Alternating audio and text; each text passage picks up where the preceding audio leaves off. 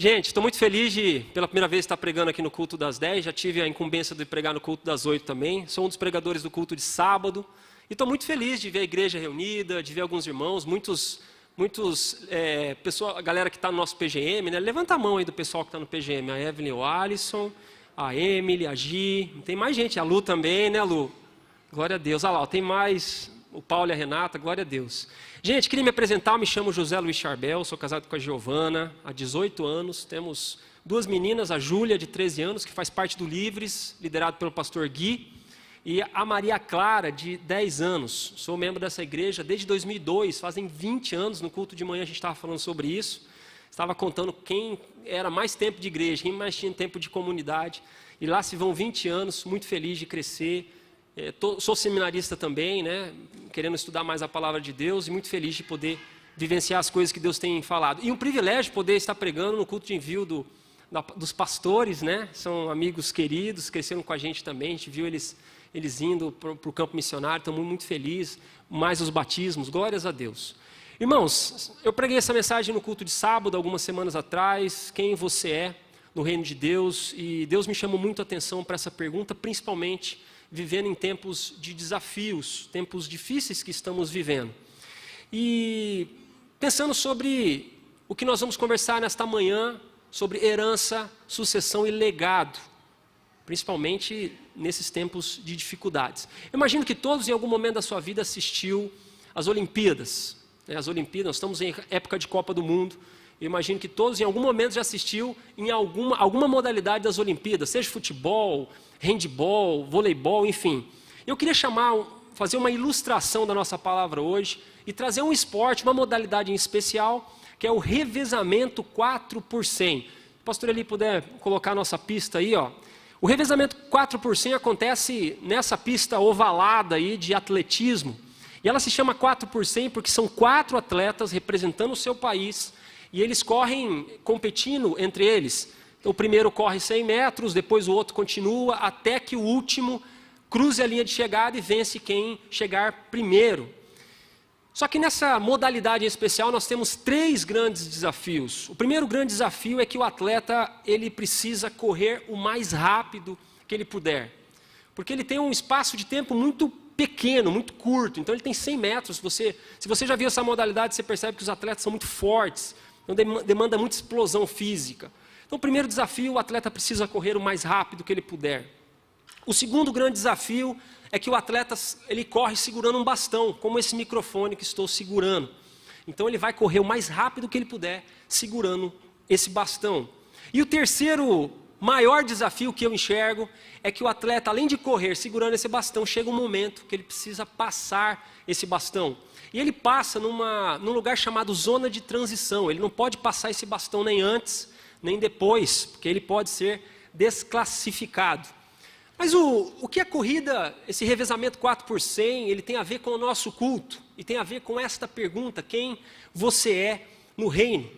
Eu quero falar nesta manhã com vocês sobre herança e sucessão, e quando eu falo sobre herança, não quero dizer de alguém que ganhou muito dinheiro em vida e que um dia vai deixar uma quantia grande de dinheiro para o seu sucessor.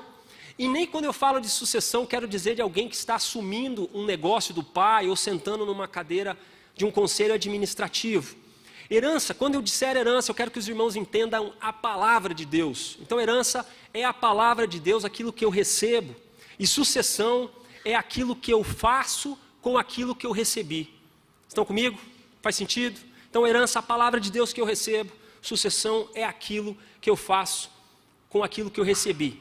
E esse tema, meus irmãos, ele é tão urgente, tão importante, porque talvez, e eu digo talvez, porque eu falo talvez porque o Espírito de Deus pode fazer muitas coisas, mas eu digo talvez porque eu e você talvez não estivéssemos aqui se alguém em algum momento não tivesse pregado as boas novas para mim e para você, não é verdade? Eu queria falar só a respeito da importância de se contar histórias para a próxima geração. Histórias para a próxima geração. A minha esposa, Giovana, como o pastor Ronaldo já disse, me apresentou a Cristo. Eu me lembro, quando eu entrei nessa igreja, a produtora era ali no meio, aqui não tinha essa parte de cima. Quantos aqui é dessa época que a produtora é no meio aqui, ó? Tem muita gente, né? Então, a produtora era no meio e estava acontecendo o Oscar dos pastores. Estava rolando aqui, os pastores estavam todos de beca, bonitão. E eu me lembro que quando eu entrei aqui nessa igreja, eu vim de um contexto católico. Então, quando eu entro na igreja, eu sou músico também, sou um dos barulhentos aqui da bateria. E quando eu entro na igreja, eu percebo bateria, guitarra e essa banda toda. E eu vim, como disse, um contexto católico, onde temos ali um violão, um teclado. E me animou demais. Eu falei, nossa, isso aqui é uma igreja ou é uma festa? Então, eu falo que a minha esposa, ela tem 2 pedras na coroa. Uma delas por me trazer a Cristo e outra por me aguentar por tanto tempo. São 20 anos já, 18 de casado e 2 de namoro.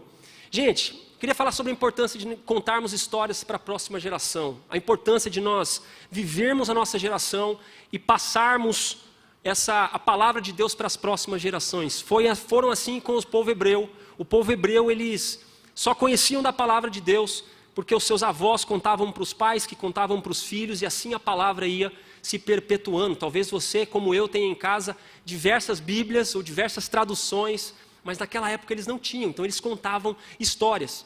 E dia desses, conversando com a Maria Clara, minha filha mais nova, perguntei para ela, filha, a gente estava conversando sobre a Bíblia, estava tirando algumas dúvidas dela, e eu perguntei, filha, qual é a importância do papai e da mamãe contar histórias bíblicas para você? E eu queria deixar ela contar isso para vocês. Nós vamos assistir um videozinho, 1 minutinho.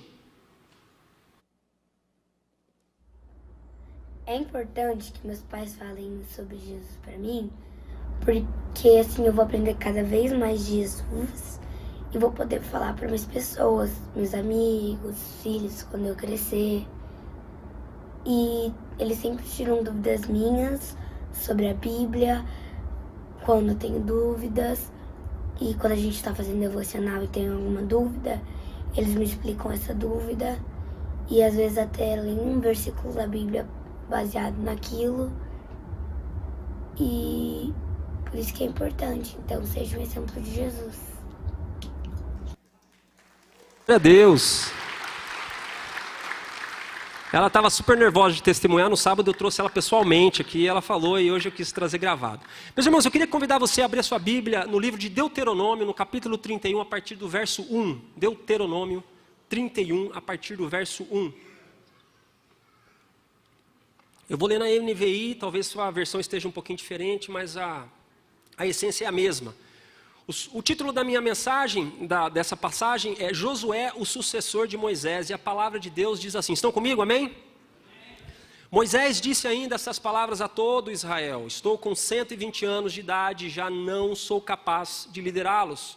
O Senhor me disse, você não atravessará o Jordão, o Senhor, o seu Deus, o atravessará pessoalmente à frente de vocês.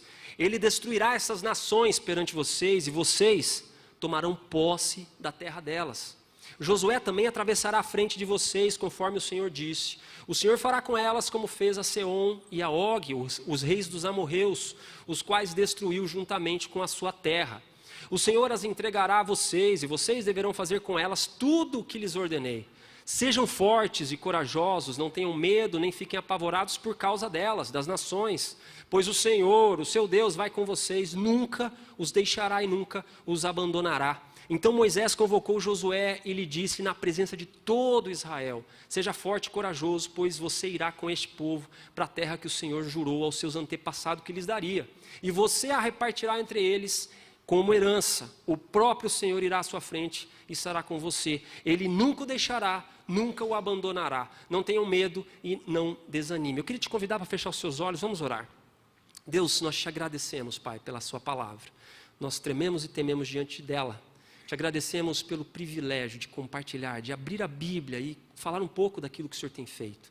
Nós queremos receber na sua herança, Deus, estarmos prontos para compartilhar aquilo que o Senhor fez. Porque o Senhor faz isso apesar de nós e nos usa como um privilégio para nós. Nós te agradecemos por esse momento. Abra os ouvidos do coração dos meus irmãos para que hoje o coração seja encontrado como uma terra fértil para entender a sua palavra e praticá-la. Nós te agradecemos em nome de Jesus. Amém e amém. Queria contextualizar um pouquinho vocês e dizer quem foi Moisés. Moisés, ele era o homem da visão.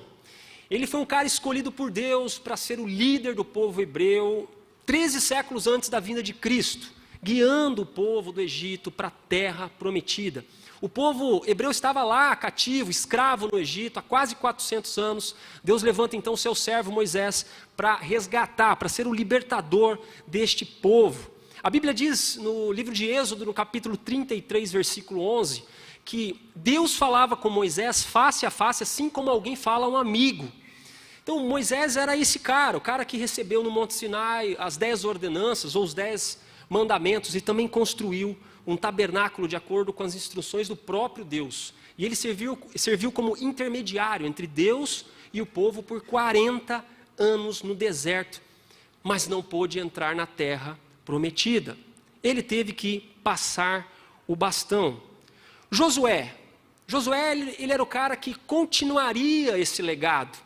A Bíblia diz, nesse mesmo texto de Êxodo 33, 11, que voltava Moisés para o arraial, porém o moço Josué, filho de Num, seu servidor, não se apartava da tenda. A Bíblia diz que Josué era filho de Num, assistente de Moisés, e ele foi chamado para liderar os israelitas nessa conquista, a conquista da tão sonhada terra prometida. Era membro de Efraim, o cara escolhido por Deus para dar continuidade a esse trabalho começado ali por Moisés. E minha pergunta de novo a você, quem é você no reino? A gente observando a vida de Moisés e a vida de Josué. O que nós somos no reino? Qual é o nosso trabalho?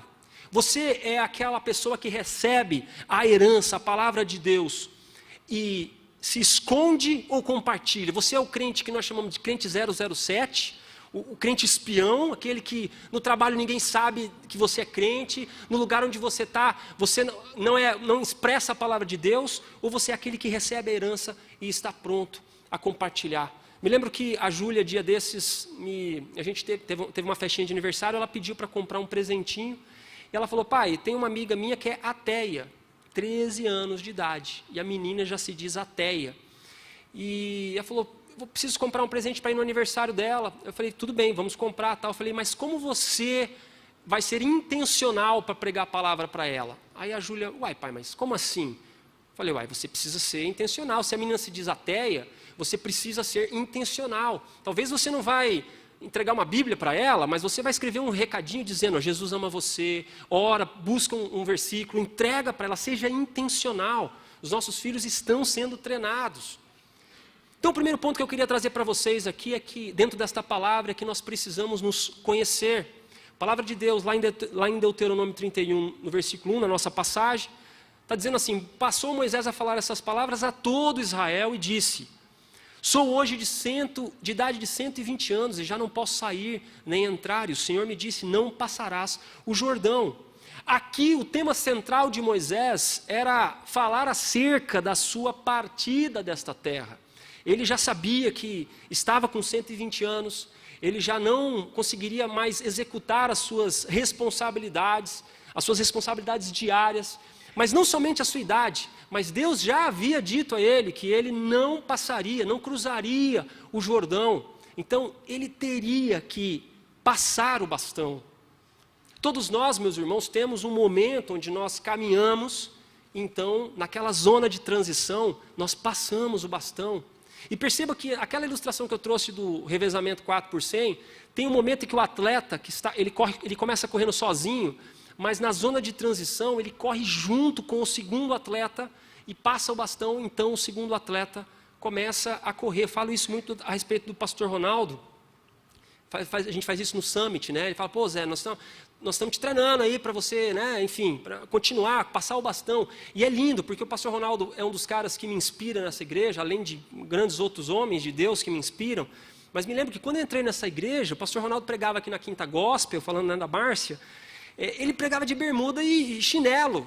E para mim isso era impactante, porque tinha algo muito litúrgico. Poxa, estou para subir no púlpito aqui, tinha que ser uma coisa muito formal, e de repente eu vejo um cara pregando a palavra de Deus, entregando um livro para nós de forma tão clara e tão objetiva, que eu falei: nossa, eu tinha a imagem da Bíblia na casa da minha avó, no corredor antigo, ficava aberto em Salmos, assim, e ali ficava aquela Bíblia empoeirada, aquela capa amarela, assim, que só via aquela capa, né? Você abria, o restante da Bíblia estava branca.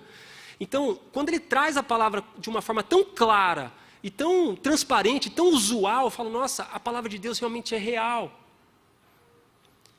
Só que chega um momento, meu irmão, que a gente precisa passar esse bastão. E hoje, 20 anos depois, o Ronaldo falou da minha história de liderar a PGM, temos caminhadas com tantos, Evelyn Alisson, que a gente caminha já há 20 anos, somos amigos, né? Nos tornamos amigos dos nossos liderados, pessoas que caminham com a gente está preparando. E hoje estou eu aqui pregando a palavra de Deus aos irmãos. O que você tem feito com o seu bastão? Como você tem cuidado dele? Qual é o legado que você tem construído? Porque você está construindo um legado, seja de bênção, seja de maldição. Me lembrei de uma história com meu pai. Meu pai é faleceu em 2016, e fui fazer uma pequena reforma na minha casa, uma casa que eu morava, e cheguei num lugar para comprar umas telhas, e fui passar o cartão lá para comprar, né? O cara fez o orçamento. O rapaz fez o orçamento para mim, cheguei lá para comprar, e o cartão não passou. Eu acho que estava com excesso de pagamento, Ronaldo. Ele não passou, eu não sei porquê. O cartão não passou, mas quando ele tira o cartão, ele olha o cartão, o meu cartão, e fala, Charbel, o que você é do Zezinho? E meu pai era conhecido como Zezinho. Eu falei, sou filho. Ele falou, rapaz, eu era muito amigo do seu pai. Era muito amigo, seu pai era muito querido. E ele começou a elogiar o meu pai. E aquilo me encheu, né? Fiquei todo orgulhoso da história do meu pai. E ali ele começou a falar, ele falou, cara, vamos fazer o seguinte, eu vou mandar as telhas para você hoje, era sexta-feira, eu vou mandar as telhas para você hoje, você passa segunda e acerta comigo, combinado? Eu falei, poxa, combinado. Eu estava vivendo, me beneficiando do legado que meu pai havia deixado. Só que esse cara me falou uma frase que eu nunca me esqueci, meus irmãos. Ele olhou para mim e falou assim, querido, a estrada que o seu pai pavimentou, cuide para não destruir. A estrada que o seu pai pavimentou, cuide para não destruir. E aquilo me trouxe um ensinamento muito grande. Porque eu falei, cara, meu pai não era convertido quando ele comprou desse cara. Mas mesmo não sendo convertido, olha a história, o legado de honestidade que meu pai me deixou. Eu falei, eu preciso viver isso. Então todos os tempos, o tempo todo, nós estamos construindo um legado. Em 1 Pedro, no capítulo 2, versículo 9, diz assim, vós, porém, sois raça eleita, sacerdócio real, nação santa, povo de propriedade exclusiva de Deus, a fim de proclamardes as virtudes daquele que vos chamou das trevas para a sua maravilhosa luz. Vós sim, que antes não erais povo, mas agora sois povo de Deus, que não tinhas alcançado a misericórdia, mas agora alcançaste a misericórdia. Quem você é no reino? Você é raça eleita, você é sacerdócio real, você é povo, propriedade de Deus. Deus te tirou das trevas para a sua maravilhosa luz. Este é você no reino. Este é o legado que Deus tem feito. Você que não tinha misericórdia, alcançou a misericórdia através daquilo que Deus fez, aquilo que Jesus fez na cruz. O segundo ponto que eu queria trazer para vocês é que nós precisamos encorajar uns aos outros. No versículo 6, diz assim, sede fortes e corajosos, não temais, nem vos atemorizeis diante deles, porque o Senhor, o vosso Deus, é quem vai convosco, não vos deixará, nem vos desamparará. Chamou Moisés a Josué e disse-lhe na presença de todo Israel, sê forte e corajoso. Só faltou ele falar, sê forte e corajoso, meu filho, porque com este povo entrarás na terra que o Senhor, sob juramento, prometeu dar aos teus pais, e tu os farás herdá-la. Perceba aqui, meus irmãos, que Moisés, ele encoraja o povo, ele está falando para todo Israel, e ele encoraja o povo dizendo, esse menino aqui, ó, o Josué, ele vai continuar aquilo que Deus começou na minha vida e na vida dos meus antepassados. Moisés encoraja o povo apontando para o Senhor, dizendo que o povo seria liderado agora por Josué, mas que Josué não estaria sozinho. O próprio Deus estaria com eles e não os desampararia. Interessante, meus irmãos, que essa palavra, a palavra hebraica aqui para sede fortes é razak, que significa, ela na verdade aparece 290 vezes nas escrituras, e a essência dessa palavra hebraica tem a intenção de encorajar o ouvinte. Percebe? Quando Josué é chamado então, Josué já estava ali, assistente de Moisés, caminhando com Moisés, participando da vida ali de Moisés, ali do povo, e aquele momento onde ele percebe que, opa, vai ficar quente o negócio, eu vou ter que mesmo que substituir o homem, que ele não vai passar do Jordão. Você imagina o temor de Josué, o temor do povo, mas e agora? Será que Josué vai fazer as mesmas coisas que Moisés fez? O povo colocava muitas vezes a esperança em Moisés, mas Moisés sempre falava, Deus vai à frente, Deus não vai te desamparar, Josué vai liderar, mas Deus estará à frente. Então essa palavra razak, essa palavra hebraica, ela tem um sentido aqui, a intenção de dizer, filho, eu sei que você está com medo, mas eu estou com você. Eu sei que pode não ser fácil, mas eu vou estar com você. Eu estarei junto, eu caminharei com você, eu não te desampararei, eu não sairei da sua presença, nós estaremos juntos, eu vou com você, eu vou te carregar. Esse é o sentido dessa palavra. Aqui há uma palavra poderosa de Moisés para Josué e também para o povo, afirmando que eles entrariam na terra prometida. Essa era a promessa que Deus dara a Abraão, Isaac, Jacó lá atrás. Peter Krager, que é um dos comentaristas do Antigo Testamento, do livro de Deuteronômio, fala o seguinte: logo o povo cruzaria o Jordão e iniciaria a fase mais crítica da conquista da terra prometida. O povo não entraria sozinho na batalha, seria precedido pelo Senhor. Com plena confiança na presença de Deus e em seu meio, o exército do Senhor não poderia deixar de ser vitorioso na conquista, porque teria sangue, teria batalha. E em breve, a terra que tinha sido prometida há tanto tempo seria realmente a sua herança. Peter Krager fala que essa travessia do Rio Jordão significaria o fim da peregrinação no deserto. Era chegada a hora de acabar com a peregrinação. Agora seria a conquista da terra onde mana leite e mel, a terra prometida. Deuteronômio 34:9 diz: Josué, filho de Num, estava cheio do espírito de sabedoria, porque Moisés impôs sobre ele as mãos. Assim os filhos de Israel deram ouvidos e fizeram como o Senhor ordenara a Moisés. Moisés chama então Josué, impõe as suas mãos sobre ele, o Espírito de Deus o enche de sabedoria e o povo então começa a acreditar, realmente ele é ungido do Senhor. Então, meus irmãos, para a gente recapitular, o primeiro ponto aponta para mim. Nós precisamos nos conhecer, saber onde nós estamos, conhecer a nossa realidade, saber se é o momento de passarmos o bastão. O segundo ponto aponta para o meu irmão. Nós precisamos encorajar uns aos outros.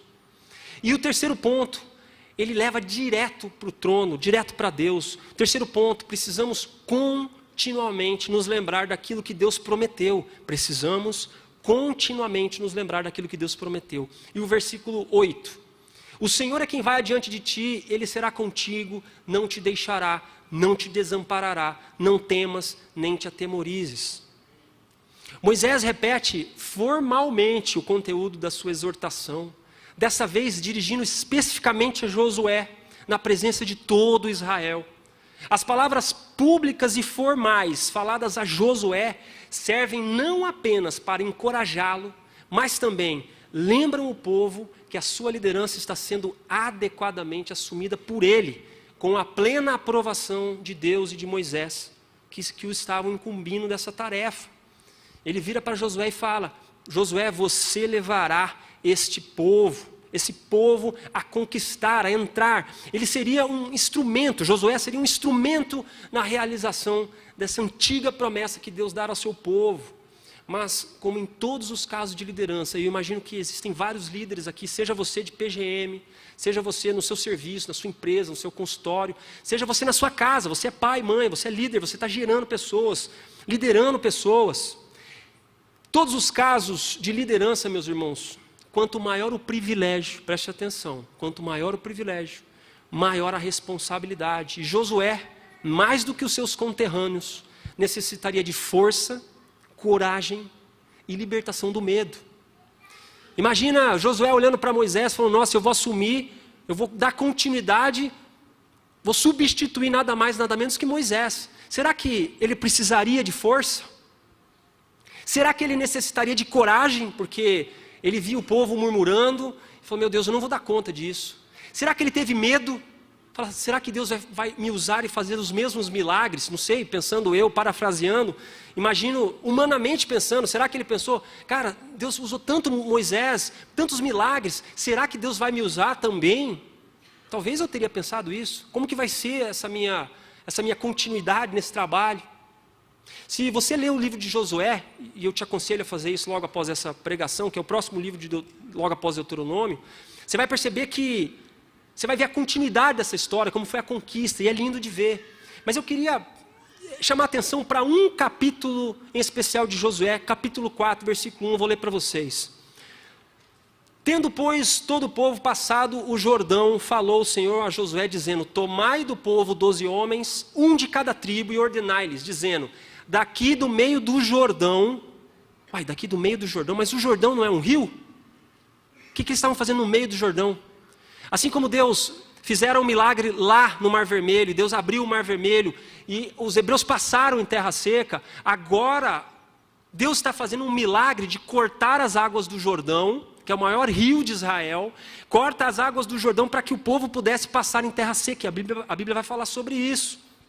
Daqui do meio do Jordão, do lugar onde parado pousaram os sacerdotes os pés, tomai 12 pedras, e levai-as convosco, e depositai-as no alojamento em que haveis de passar essa noite. Chamou, pois, Josué os 12 homens que escolhera dos filhos de Israel, um de cada tribo, e disse-lhes: passai adiante da arca do Senhor vosso Deus, ao meio do Jordão, e cada um levante sobre o ombro uma pedra, segundo o número das tribos dos filhos de Israel, para que isso seja por sinal, e aqui eu quero que você preste bastante atenção, para que isso seja por sinal entre vós, e quando os vossos filhos no futuro perguntarem dizendo: que vos significam essas pedras? Então, meus irmãos, lhes direi que as águas do Jordão foram cortadas diante da arca da aliança do Senhor. Em passando ela, foram as águas do Jordão cortadas. Essas pedras serão para sempre um memorial aos filhos de Israel. Amém, aleluias. Olha que coisa linda isso aqui, meus irmãos. Quando os vossos filhos no futuro, olha a importância de nós continuarmos dando os spoilers do que aconteceu com a nossa vida e o que vai acontecer abençoando a vida da próxima geração. Josué no capítulo 4, versículo 18, um pouquinho para frente disso que nós lemos, fala assim: ao subirem do meio do Jordão os sacerdotes que levaram a arca da aliança do Senhor, e assim que as plantas dos pés se puseram na terra seca, as águas do Jordão se tornaram ao seu lugar e corriam como dantes sobre todas as ribanceiras, sobre todas as suas ribanceiras. É Deus continuando a realizar o seu milagre através da vida dos seus escolhidos. Quem é você no reino de Deus? Quem você é no reino? 2 Timóteo, no capítulo 2, versículo 2, diz assim: e o que da minha parte ouvistes através de muitas testemunhas, isso mesmo transmite a homens fiéis e também idôneos para instruir aos outros. Para instruir aos outros. Eu quero finalizar, antes de nós orarmos, com uma frase de John Wesley que diz o seguinte: meu Deus, dê-me 100 homens que não temam nada a não ser o pecado, que não amem nada mais do que a Deus, e que com esses homens eu abalarei o mundo. Quantos aqui desejam estar entre esses 100 homens? Quantos aqui desejam não desejar o pecado e amar a Deus acima de todas as coisas, para construir esse legado de bênção e passar para a próxima geração? Porque talvez um dia o seu filho vai chegar numa loja de telhas para comprar telha, e o que ele vai ouvir do seu pai? Talvez um dia você vai chegar e vai ouvir do seu pai, ou talvez pensando: como meu filho vai ouvir sobre mim? Aquele cara que criou um legado, que construiu um legado sobre bênção, ou aquele que talvez destruiu esse legado, porque nós estamos construindo legados.